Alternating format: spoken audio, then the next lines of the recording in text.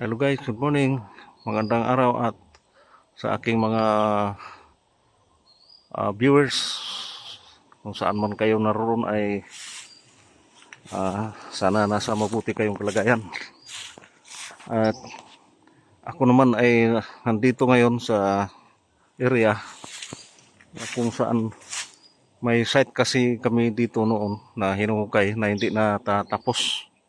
At puntahan ko ngayon kasi babalikan namin dahil sa may ano kasi nakapagsabi sa akin na yung area kasi o site isang pyramid na bato. Maliit lang siya pero na ilibing sa lupa. Pupuntahan ko ngayon. Ito lang mag-isa. At ito maraming ito.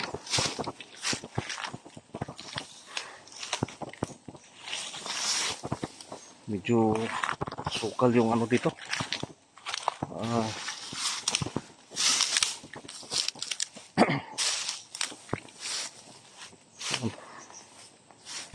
Makapal kasi yung damo dito.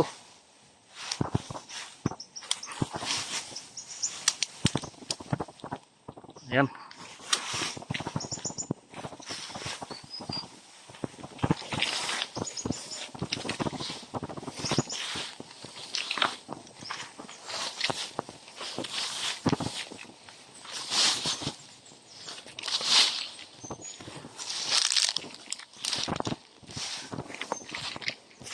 Kapal kasi yung damo.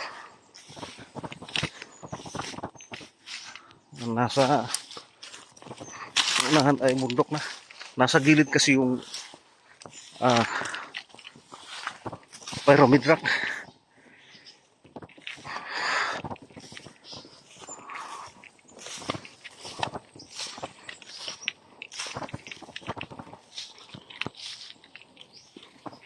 So, ito guys, yung dinaanan ko.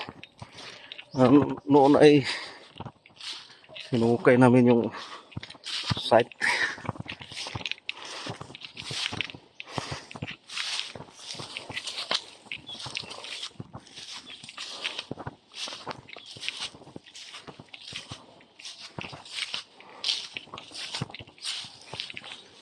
So may ano kasi dito, yung nagbabantay sa lupa kasi ang lupa na ito ay pinsan ko.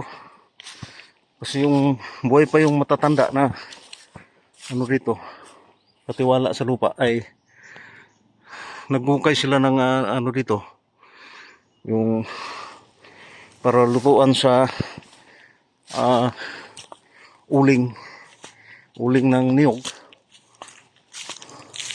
Ay may nahukay sila na mga maliliit na ano dito, yung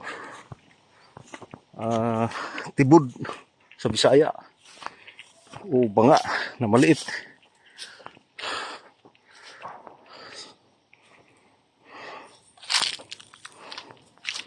So ito guys, ito yung hinuhukay namin noon. Ito yung bato, ano na. So ito yung pyramid rock. So natutubo na rin yung ano dito.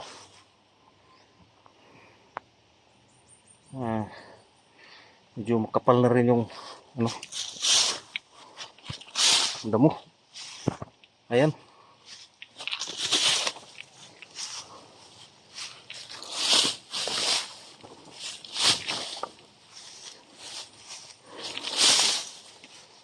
Ayan guys, yung pyramid rock. Medyo matutulis ang ano niya.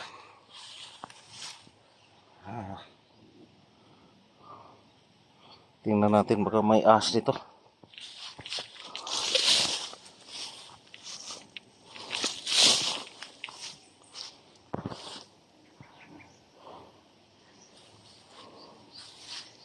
Ako lang kasi mag-isa dito.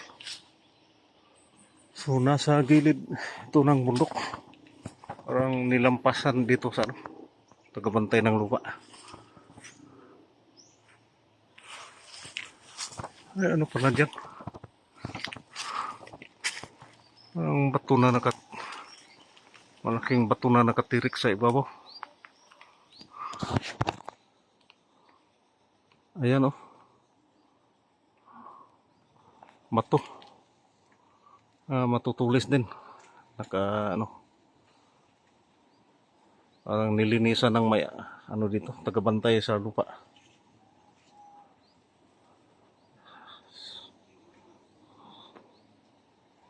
Ayan.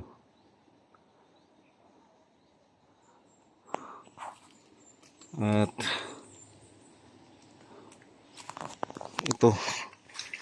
ito muna ang kasi may nahukay kami dito na maliit na bato nasa ilalim nito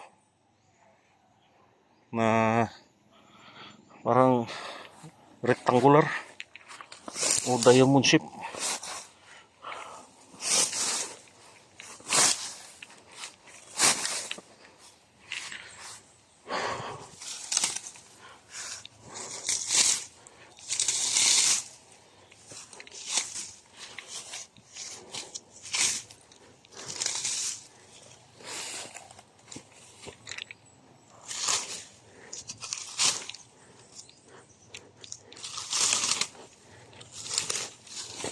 So ito guys, parang pyramid shape na bato.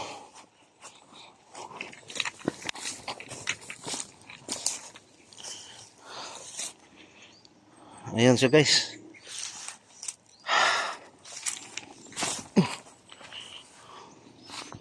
Ayan.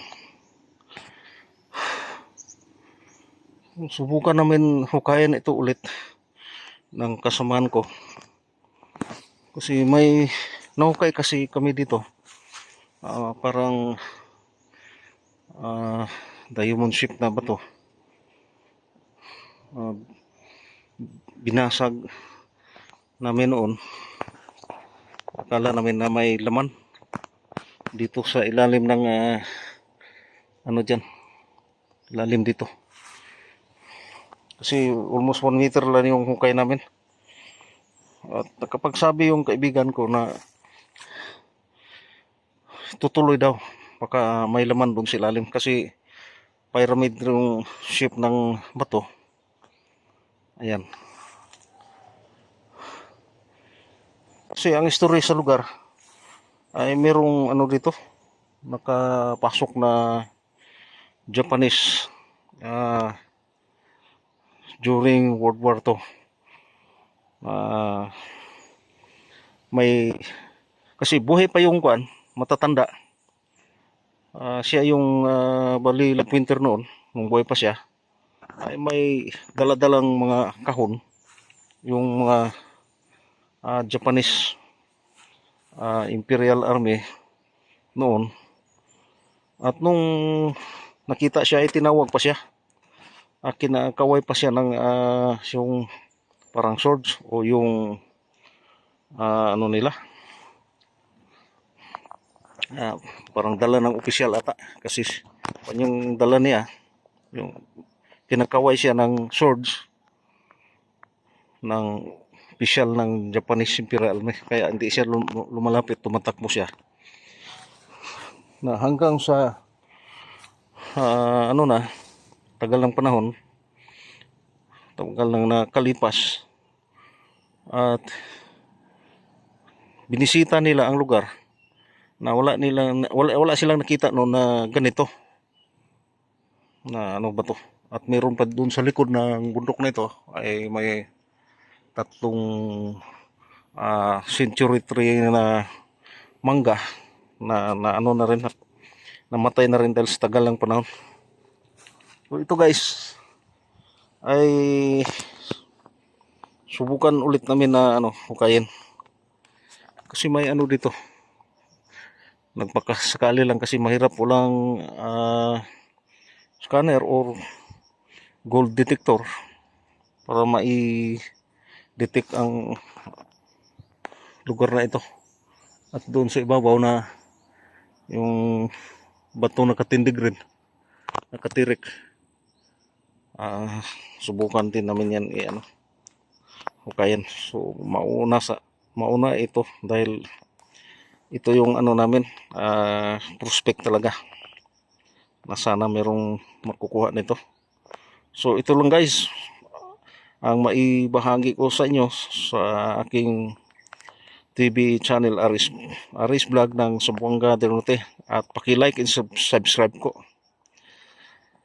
Sana may makukuha dito. Kuha tayo dito ng kahit giveaways lang. At titingnan natin kung ano ba talaga ang nasa ilalim nito. So ito lang guys. Maraming salamat sa kunting oras sa panonood. Salamat po.